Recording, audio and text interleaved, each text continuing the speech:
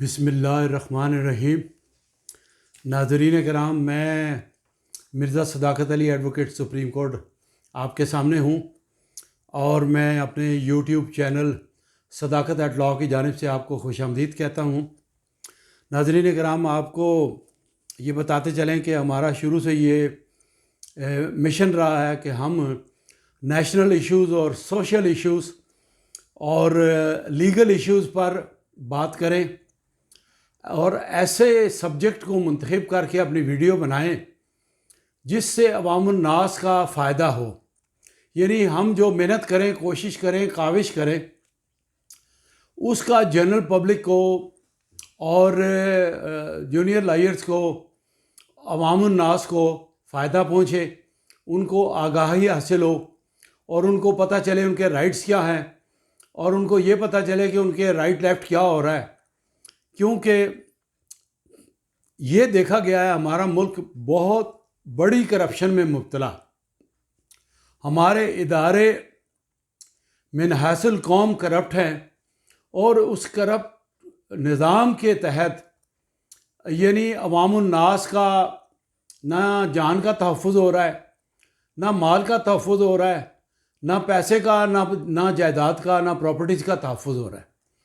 तो हम जो वीडियो बनाते हैं उसमें कोशिश करते हैं कि आपको हम आगाह करें आपके राइट्स क्या हैं और किन बातों से आपने परहेज़ करना है, किन बातों से आपने चौकन्ना रहना है, ताकि आपके जो हुकूक सलब किए जा रहे हैं, आपके साथ जो फ्राडी किस्म के लोग और जो बेईमान धोखेबाज किस्म के लोग और क्रिमिनल लोग जो ज़्यादतियाँ कर जाते हैं वो ना हों। तो अपना प्रोग्राम शुरू करते हैं। शुरू करने से पहले आपसे रिक्वेस्ट है कि हम कोशिश करते हैं, काविश करते हैं, मेहनत करते हैं, अपना कीमती वक्त निकाल कर आपके लिए वीडियो बनाते हैं। तो आप काइंडली हमारे चैनल को सब्सक्राइब करें, लाइक करें और शेयर करें और बेल आइकन को प्रेस करें ताकि हमारी हर आने वाली नई वीडियो का नोटिफिकेशन आपको मिलता रहे। आज का हमारा सब्जेक्ट है इलीगल हाउसिंग सोसाइटीज़ इन पाकिस्तान। यानी एक नेशनल एक इशू बन चुका है कि पाकिस्तान में भरमार है गैर कानूनी हाउसिंग सोसाइटियों की और लोग कई दहाइयों से लोगों को ये लूट रहे हैं और इनका कोई पुरसाने हाल नहीं, कोई इनको पूछने वाला नहीं। हमने अब काम किया है, मेहनत की है, कोशिश की है, कुछ निकात निकाले हैं और आपको बताएंगे, आपके सामने सारी बात रखेंगे जो कि आपको पता चले कि हमारे साथ किस तरीके से फ्रॉड किया जाता है और इस पर लॉ क्या है और इस पर किन बातों से हमने होशियार रहना है और ये जो फ्रॉड करने वाले लोग हैं, ये जो हाउसिंग सोसाइटीज़ हैं, ये कैसे काम करती हैं और इस पर हमने फिर आखिर में अपनी एडवाइस बनाई है। हमारा प्रोग्राम आखिर तक देखिएगा, आपको सारी बात हम बताएंगे जो हमने रिसर्च करके बनाई है कि आपने बचना कैसे है और हुकूमत को क्या करना चाहिए। हुकूमत भी कुछ नहीं कर रही, ये लोग फ्रॉड किए चले जा रहे हैं, कुछ नहीं कर रहे। अब मैं अपना प्रोग्राम शुरू करने से पहले आपको बताऊं कि साउथ एशिया यानी ये हमारा मुल्क जो है पाकिस्तान, ये साउथ एशिया में वाक़ है और साउथ एशिया के इसमें हमारा 5वां नंबर आता है पाकिस्तान का। साउथ एशिया के ममालिक चीन, भारत, बांग्लादेश, पाकिस्तान, फ़िलिपाइन, मलेशिया और चंद दूसरे ममालिक जो हैं वो आबादी की भरमार है। ये गर्म ममालिक हैं, यहाँ आबादी की भरमार है, बेशुमार बच्चे पैदा होते हैं और वसाइल कम हैं और आबादी की भरमार है। अब जाहिर है आबादी ज़्यादा होगी तो लोगों को खुराक का भी मसला होगा, सबके साथ पेट लगा है और सब ने रहना भी है, उनको रिहाइश का भी प्रॉब्लम होगा। आज हम रिहाइश के बारे में और हाउसिंग कॉलोनीज़ के बारे में और इलीगल हाउसिंग कॉलोनीज़ के बारे में बात करेंगे। अब जाहिर है कि आबादी ज़्यादा होने की वजह से लोगों को रिहाइश की बड़ी प्रॉब्लम है। यानी बच्चे पैदा हो रहे हैं, बच्चे जवान भी हो रहे हैं और बच्चों की शादियां भी हो रही हैं, उनके भी आगे बच्चे हो रहे हैं, तो उनको अकोमोडेशन की ज़रूरत होती है, और उस अकोमोडेशन की बढ़ती हुई मांग के पेश नज़र, क्योंकि हमारी सोसाइटी में, हमारे माशरे में या इन ममालिक में अकोमोडेशन की डिमांड है, और इस डिमांड की बिना पर बहुत सारी हाउसिंग सोसाइटीज़ जो हैं वो वजूद में आ गई हैं और वो अपना काम करती हैं। और कैसे काम करती हैं ये हम रिसर्च करके आपको सारा बताएंगे। अब बात यह है कि रिहाइश का हासिल करना कोई आसान काम नहीं, अपनी ज़ाती मलकीती रिहाइश का, इस महंगाई के दौर में जहाँ कंस्ट्रक्शन मटेरियल बड़ा महंगा है, जहाँ सरिया महंगा, सीमेंट महंगा, और रेत, बजरी और कंस्ट्रक्शन के तमाम बेशुमार बीसियों आर्टिकल्स जो हैं वो इस्तेमाल होते हैं, सब बहुत महंगे हैं। तो अगर किसी की पॉकेट इजाज़त नहीं देती तो वो बेचारा क्या करे, और अगर वो अपनी सारी ज़िंदगी की जमा पूंजी लेकर कहीं को प्लॉट ख़रीदता है या कुछ करता है तो उसके साथ फ्रॉड हो जाता है। वो ज़िंदगी भर उसने नौकरी करके या कमाई करके या रुपया जमा करके जो उसने बचाया वो उसने किसी को दिया, वो हाउसिंग कंपनी जो है वो फ्रॉड निकली, वो पैसा लेके खा जाएंगे, वो तो बेचारा मर जाएगा। उसके पास तो ज़िंदगी में एक अपॉर्चुनिटी थी, उसके अलावा तो उसके पास कुछ नहीं था। तो अब मैं बताता हूँ आपको कि मैंने पंजाब बार काउंसिल के डेलीगेशन के साथ 2005 में भारत का दौरा किया, उनकी बार काउंसिल की, इंडियन बार काउंसिल की इनविटेशन पर, और काफ़ी बड़ा डेलीगेशन था। मैं मुख्तसर ये बात वाक़या आपको सुनाता हूँ और फिर इसको कंपेयर करूँगा पाकिस्तान के हालात से। हम बड़े शहरों में गए, जब हम दिल्ली में गए तो हमारी कोस्टर जा रही थी, उसमें सारे लॉयर्स बैठे थे, और एक बहुत बड़ी खूबसूरत रोड से दिल्ली में हमारी कोस्टर गुजरी। तो मैंने अपनी खिड़की से लेफ़्ट में देखा तो हमारा जो गाइड था वो हमें बताने लगा, जी ये एक कोई 25-30 किलोमीटर का शहर के अंदर एक बहुत बड़ा रोड है, और रोड के साथ वो खाली जगह है, और साल से यहाँ पर जो है वो जुगी नशीन और वो टेंट में रहने वाले लोग जो हैं, वो फुटपाथ पे सोने वाले लोग यहाँ रह रहे हैं, और साल से रह रहे हैं। इनके बच्चे भी यहाँ पैदा होते हैं, इनकी शादियाँ भी यहाँ होती हैं, इनका उठना बैठना, जीना मरना, गर्मी सर्दी हर मौसम इन्होंने यहाँ गुजारना है। इनके पास वसाइल नहीं, ये किराए पे लेना भी कोई घर अफोर्ड नहीं कर सकते। और आपको हैरत का झटका लगेगा कि हम वो रोड, हमारी गाड़ी चलती रही और 25 किलोमीटर तक वो एक तरफ उनकी झुग्गियाँ और एक तरफ उनके टेंट बने हुए थे, उसी में टॉयलेट, उसी में किचन, उसी में बच्चे पैदा हो रहे, उसी में शादियाँ हो रही, उसी में जनाजे हो रहे, उसी में मातम हो रहे। तमाम ज़िंदगी का निज़ाम जो है वो पैदा ही झुग्गियों में हुए और मरेंगे भी झुग्गियों में। वो कहते हैं उनके पास वसाइल ही नहीं, क्योंकि ज़्यादा आबादी वाला भारत ज़्यादा आबादी वाला मुल्क है, और ये निज़ाम ये है कि ये इनके पास इतने पैसे होते हैं कि ये दिन का और रात का खाना खा लेते हैं, उसके पास इतनी रकम होती नहीं कि वो कोई अपना घर किराए पे ले सके। ख़रीद कर तो हासिल करना बहुत नामुमकिन बात है, किराए पे नहीं ले सकते। तो मैंने कहा कि 25 किलोमीटर 30 किलोमीटर इतना लंबा सफ़र, और यहाँ लाखों लोग आबाद हैं। ये दिल्ली का वाक़या सुना रहा हूँ जो इंडिया का कैपिटल है, और जो डाउन ट्रॉडन इलाके हैं, जो पसमानदा शहर हैं, उनका क्या हाल होगा। अल्लाह का बड़ा फजल है पाकिस्तान पे लोग फुटपाथ पर नहीं सोते, और जुगियाँ 25-25 30-30 किलोमीटर जुगियाँ नहीं। यहाँ कुछ लोग पसमानदा इलाकों में टेंटों में रहते हैं, लेकिन जुगियों में कोई नहीं रहता। रावलपिंडी, इस्लामाबाद, लाहौर, कराची में कोई जुगियों में नहीं रहता, मैंने नहीं कम से कम देखा। अब मैं आपको ये सारा निज़ाम बताता हूँ कि पाकिस्तान भी ज़्यादा आबादी वाला मुल्क है, और पाकिस्तान में भी जो है पिछले 35-40 साल से जुल्फ़िकार अली भुट्टो के जाने के बाद जनरल ज़िया-उल हक़ के दौर में ये हाउसिंग कॉलोनीज़ का रवाज जो है वो ज़ोर पकड़ा, आबादी बढ़ती गई, ज़ोर पकड़ा। और पहले शुरू में कुछ हाउसिंग कॉलोनीज़ बनी, कुछ कंपनीज बनी, फिर वो बढ़ता गया। जब लोगों ने देखा कि ये एक ऐसा शोबा है जिसमें डिमांड, चूँकि आबादी बढ़ रही है बड़ी तेज़ी से पाकिस्तान की, और आबादी के हिसाब से घरों की डिमांड बढ़ रही है। अब घरों की डिमांड बढ़ेगी तो घर हवा में तो नहीं बनेंगे, घर तो बनेंगे प्लाट के ऊपर। तो किराए से जान छुड़ाने के लिए वो लोग जिनके घरों में कोई बंदा 1 या 2 बाहर चले गए हैं, वो कुछ वहाँ से रियाल भेज रहे हैं, कोई डॉलर भेज रहे हैं, कोई पाउंड भेज रहे हैं, कोई मिडिल ईस्ट में है लेबर क्लास, कोई इंग्लैंड में है, कोई अमेरिका में है और कोई यूरोप में है, वो पैसा भेज रहे हैं। और अपने घर वालों को सबसे पहली ख्वाहिश ये होती है खाने पीने के बाद कि हमारा घर अपना हो जाए, हम किराए की लानत से जान छुड़ा लें, तो वो प्लाट खरीदते हैं। अब मैं आपको बताता हूँ कि ये एक बहुत बड़ा शोबा है पाकिस्तान में हाउसिंग कंपनीज़ का।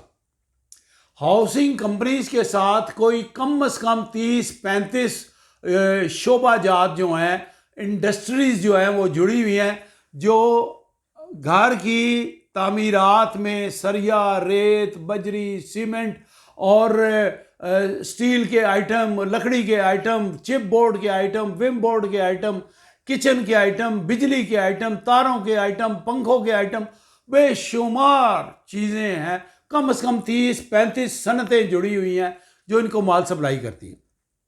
अब बात यह है कि लोगों ने देखा कि ये तो डिमांड दिन ब दिन बढ़ती जा रही है, और जो लोग पहले से ये हाउसिंग कंपनियां बना रहे थे, काम कर रहे थे, उनको देखा वो तो अरबपति खरबपति हो गए। अब मैं नाम नहीं लेता किसी का, फिर लोग ये समझेंगे कि ये नाम लेकर तो इन्होंने ब्लैकमेलिंग शुरू कर दिया। तो मैं इस बात से बड़ा परहेज करता हूँ, मैं किसी भी कंपनी का, किसी भी स्काउंड्रल का मैं नाम नहीं लेता। हालांकि मेरे इल्म में है कि कौन कौन सी कंपनियां फ्रॉड कर रही हैं, कौन कौन सी बड़े बड़े नाम, बड़े बड़े इज्जतदार और बड़े बड़े शुरफा जो हैं वो लोगों को पाकिस्तान में किस तरीके से लूट रहे हैं, सब कुछ मेरे इल्म में है। लेकिन मैं अपनी इज्जत बचाने की खातिर, मैं अपनी साख बचाने की खातिर मीडिया पे, अपने यूट्यूब चैनल पे नाम नहीं लूँगा, इसलिए कि लोग ये समझेंगे कि इन्होंने ये चैनल बनाया है ये लोगों की इज्जत उछालने के लिए। तो मैं इस बात से बड़ा कॉशियस हूँ, बड़ा परहेज करता हूँ।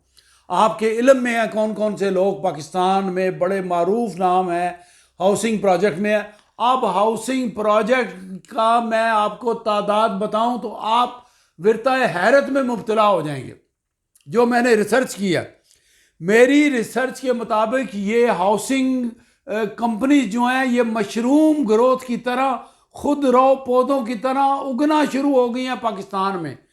और एक मोहतात अंदाजे के मुताबिक 8,775 कंपनीज हैं जो गैर कानूनी हैं पाकिस्तान में, इलीगल जो है हाउसिंग कॉलोनी का कारोबार कर रही हैं, और कर रही हैं कारोबार। वो मैं आपको बताता हूं आगे चल के वो किस तरीके से कारोबार कर रही हैं। 8,775 कंपनीज है, और ये तादाद जो है ये गूगल पर भी मौजूद है और भी जगह पर मौजूद है। मैंने अब बड़ी मेहनत करके ये डाटा कलेक्ट किया है।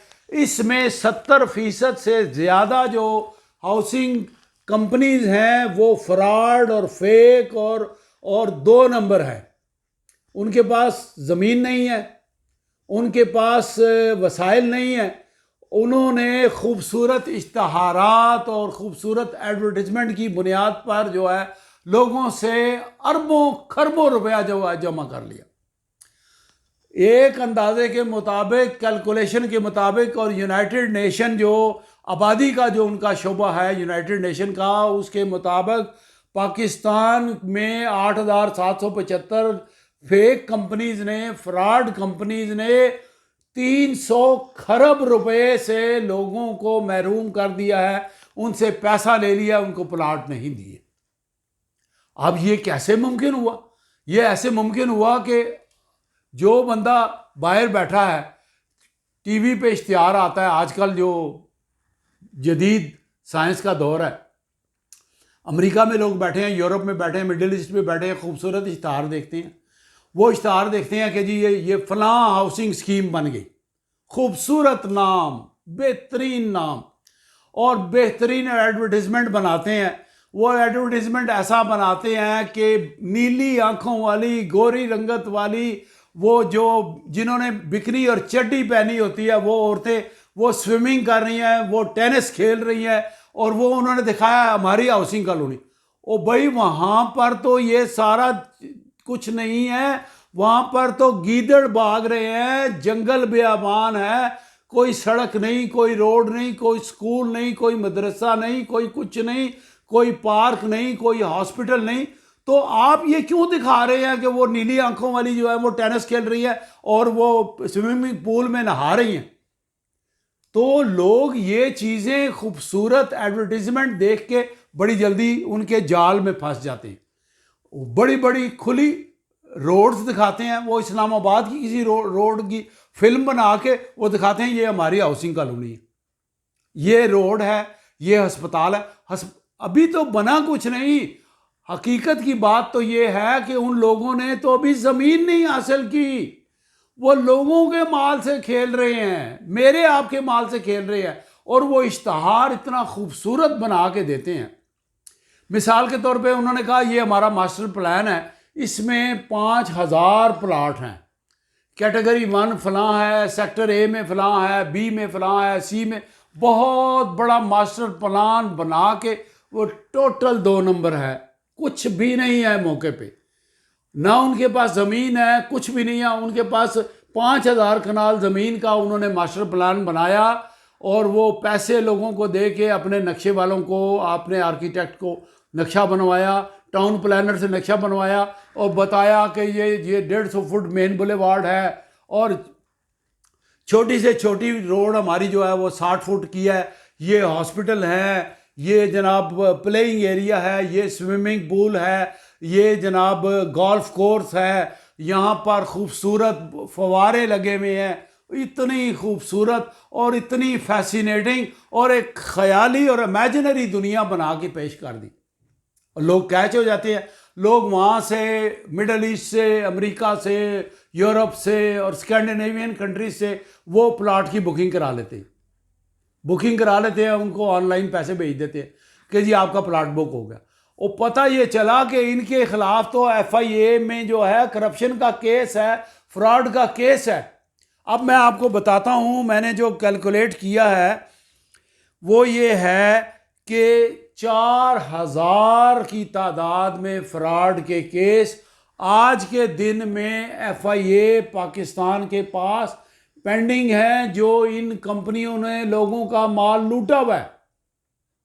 ये इलीगल हाउसिंग कंपनीज ने, मिसाल के तौर पे एक कंपनी के पास उन्होंने काम शुरू किया और उन्होंने ले ली कुछ ज़मीन 50 कनाल या 100 कनाल, और जो आदमी प्लाट बुक कराने जाता है, ये याद रखिए, कभी भी किसी आदमी को ये जुर्रत नहीं देते कि वो जाके पूछे कि मुझे अपनी मलकियत का सबूत दिखाएं।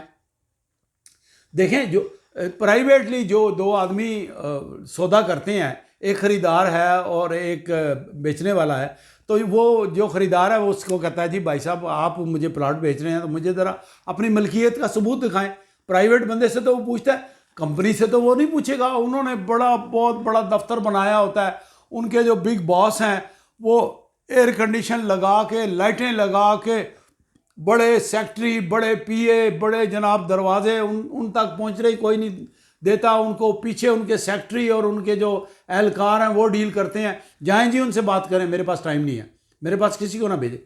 वो जाके वो बात करते हैं, वो कहते हैं जी ये हमारा प्लान है, बता दें आपने कहाँ प्लाट लेना है, ये इतने का है, ये इतने का है, इतने का है। और ज़मीन उनके पास 5000 कनाल 4000 कनाल है नहीं, ज़मीन उनके पास 50 कनाल है, और उन्होंने 5000 प्लाट बेच दिए, कागज़ पे बुकिंग कर ली, 10-10 लाख 20-20 लाख डाउन पेमेंट ले ली, 1-1 करोड़ 70-70 लाख रुपए का वो कनाल का प्लाट उन्होंने फरोख्त कर दिया और ज़मीन है नहीं। लोगों के माल से वो खेल रहे हैं। अब ज़मीन है नहीं और शोर मच गया, शोर मच गया। और जब पता चला लोगों को तो लोगों ने कहा ये तो फ्रॉड है। कुछ साल गुजर गए, उन्होंने पैसा इस्तेमाल किया, बाहर के मुल्कों के दौरे किए, अपने बंगले बनाए बड़े बड़े खूबसूरत, लंबी लंबी लैंड क्रूज़र, कीमती करोड़ों रुपए की गाड़ियां खरीदी, बच्चों ने ऐश की, खुद बैरून ममालिक के दौरे किए, खाया पिया, शराबें पी, ऐश व इशरत किया, जुआ खेला, क्या से क्या आपको बताऊं, लोगों के माल पे। अब उनके पास जब वक्त गुजरता गया पता चला इन्होंने तो कितने अरब रुपया आवाम का ले लिया। फिर जब लोगों ने मुतालबा किया कि प्लाट हमारे नाम ट्रांसफ़र करें, हमको तो आप इतनी सेमाई किस्तें भी दे चुके हैं, तो प्लाट हमें दें। तो प्लाट होता तो कुछ देते, तो वो तो सारा फ्रॉड था। फिर लोगों की शिकायत जाना शुरू हुई, एक उठा, दूसरा उठा, तीसरा उठा, कोई 200-400 बंदे उठे। उन्होंने कहा जी कि आप फ़लाँ होटल में इकट्ठे हो जाएं, हम एक मीटिंग कॉल करते हैं, जो जितने भी मुतासरीन हैं सारे मिलते हैं, और मिल के तो फिर हम FIA में दरख्वास्त देते हैं। FIA में दरख्वास्त गई और FIA ने जब इंक्वायरी शुरू की तो FIA जो वालों ने उनको जाके पकड़ लिया और उनका रिकॉर्ड चेक किया, तो इंक्वायरी की तो पता चला कि इनके पास तो ज़मीन नहीं है। FIA को ये इख्तियार हासिल है कि वो जाके पूछ सकते हैं कि तुमने 5,000 लोगों से प्लाट का सौदा किया, लोगों के साथ वादा किया कि प्लाट देंगे, तुम्हारे पास ज़मीन कितनी है? तो ज़मीन निकली 50 कनाल। 50 कनाल में तो सड़कें अगर निकाल दें तो 50 कनाल में तो 30 बंदे भी एडजस्ट नहीं होते, वो तो वजूद ही नहीं है। वो तो एक उन्होंने 50 कनाल एक नुमाइशी तौर पर एक बना दिया इलाका, जिसके ऊपर बड़ा खूबसूरत बोर्ड लगा दिया और 2 सड़कें बीच में बना दी, और 1-2 बुलडोज़र खड़े कर दिए, 1-2 ट्रैक्टर कर दिए, कुछ मज़दूर लगा दिए, और उनको कहा कि आप यहाँ पे खुदाइयाँ शुरू कर दें, ये हमारा मेन बुलेवार्ड है, इधर लाइटें भी होंगी, इधर ये भी होगा, इधर स्कूल भी होगा, इधर वो भी होगा, इधर वो भी होगा। कुछ भी नहीं, कुछ भी नहीं। बड़े बड़े खूबसूरत फाइन पेपर पर ब्रोशर उन्होंने बनाए हुए, ये हॉस्पिटल है जी, ये स्कूल है जी, और ये मैकडॉनल्ड के रेस्टोरेंट हैं, ये कमर्शियल एरिया है, ये मैरिज हॉल है, ये कम्युनिटी क्लब है, वगैरह वगैरह। वो सब कुछ कागज़ों पे है, हकीकत में वो कुछ भी नहीं। 8,775 इलीगल हाउसिंग सोसाइटीज़ हैं पूरे पाकिस्तान में। आप अंदाज़ा करें, सिर्फ 300 हाउसिंग कंपनीज हैं जो सिर्फ रावलपिंडी इस्लामाबाद में काम कर रही हैं, और वो फेक है, वो फ्रॉड है। एक शहर में 300 कंपनियां काम कर रही हैं, पूरे मुल्क में 8,775 कंपनीज काम कर रही हैं। अब मुझे बताएं कि उन्होंने 300 खरब रुपया जो है लोगों का लूटा हुआ है। अब मैं आपको ये बात बताता हूं कि इनके इश्तहारों पे मत जाए, इनके खूबसूरत नारों पे मत जाएं। वो आपके पैसे से मीडिया पे, अखबारात में, टीवी पर वो खूबसूरत इश्तहार देते हैं, और वो आप इश्तहारात देखकर और वो जो नज़ारे दिखाते हैं, वो जो फिल्म बंदी की होती है उन्होंने, वो किसी और जगह की होती है। वो उस जगह की होती है जहाँ पर सोसाइटीज़ एक्चुअली बन के डेवलप हो चुकी हैं। मिसाल के तौर पे इस्लामाबाद की है, DHA 1 की है, 2 की है, 3 की है। वो जो एरियाज डेवलप हो चुके हैं उन इलाकों की है, और वो फिल्म में वो दिखा रहे हैं और क्लेम कर रहे हैं ये हमारी सोसाइटी है। भाई तुम्हारी सोसाइटी में तो वो जो मेन गेट है और एक रोड के सिवा तो इससे अलावा तो कुछ है ही नहीं। रिकॉर्ड ये कह रहा है तुम्हारे पास तो ज़मीन ही 50 कनाल है, तुमने 5,000 कनाल का मास्टर प्लान बना दिया। ये तो टोटल फ्रॉड है। अब मैं आपको ये बताना चाहता हूँ कि ये कंपनियां जो हैं बेशतर गैर कानूनी हैं, और गूगल पर आप जाएं तो उन सारी कंपनियों के नाम दिए हुए, नाम लेकर उन्होंने दिए हुए हैं यूट्यूब ने, कि ये इतनी लंबी लिस्ट है, मैं किसी का नाम नहीं लूँगा यहाँ पर, और मैं नाम गिनना भी मुमकिन नहीं है, इतनी तादाद में। देखें 8,775 का नाम मैं कैसे लूँ? मेरे पास वीडियो में इतना टाइम ही नहीं है मैं नाम लूँ, और अगर मैं नाम लूँ तो वो कहेंगे आप ब्लैकमेलिंग करते। तो किस किस का नाम लूँ और किस किस को छोड़ दूँ? कोई एक दो हो तो कोई नाम भी मैं लूँ, वो तो 8,775 कंपनीज है। अच्छा, अब आगे आए तो मैंने आपको बता दिया कि पुरकशिश इश्तहारात पे लोगों को ये कैच करते हैं। तो आदमी इश्तहारात देखकर बुकिंग कराता है, उनका मलकियत का सबूत नहीं पूछता। तो ये अरबों खरबों रुपया लोग जो है वो अपना ज़ाया कर बैठते हैं, और वो ज़िंदगी में जो मेहनत काश लोग होते हैं वो एक आध गाड़ी बना सकते हैं।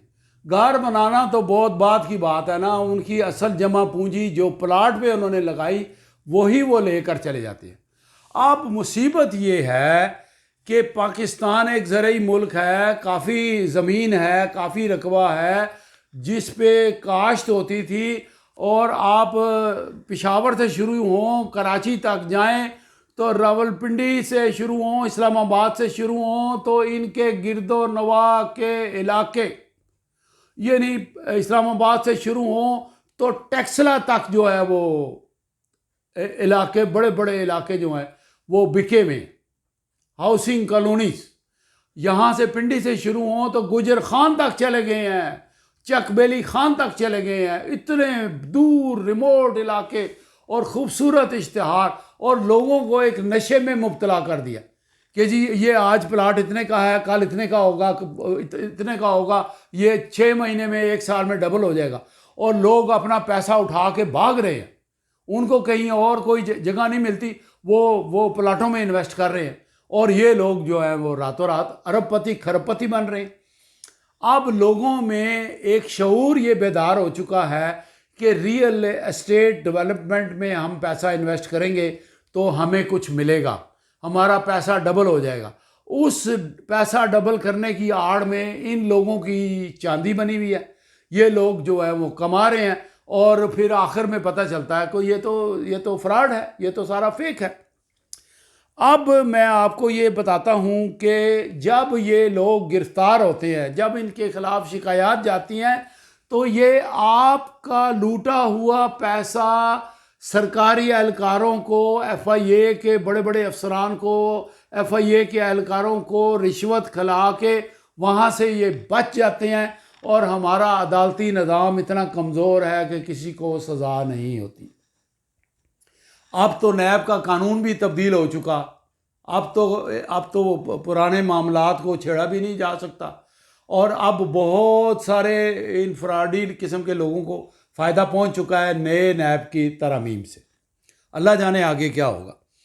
तो मैं आपको ये बताना चाह रहा था कि जब ये इनके खिलाफ केस होते हैं तो फिर ये आपसे कमाया हुआ, आपसे लूटा हुआ पैसा जो है ये उनको खिलाकर, और वो बड़े बड़े तगड़े और नामी गिरामी वकील अंगेज करके ये उन फ्रॉड से बच जाते हैं, और लोगों को ये पैसा वापस नहीं करते, और फिर बिल आखिर जो है ये मुल्क से बाहर फरार हो जाते हैं। बहुत सारे लोग इतना पैसा ले गए हैं, खरबों इनके पास है, कोई अमेरिका चला गया है, कोई दुबई चला गया है, कोई यूरोप चला गया है, कोई कहीं चला गया, कोई कहीं चला गया। अब बात यह है कि मेरी एडवाइस क्या है, ये तो मैंने आपको बता दिया कि इतनी सोसाइटीज़ हैं, इतने लोग हैं, बीच में से यानी चंद एक लेस देन 30%, 70% से ज़्यादा ये हाउसिंग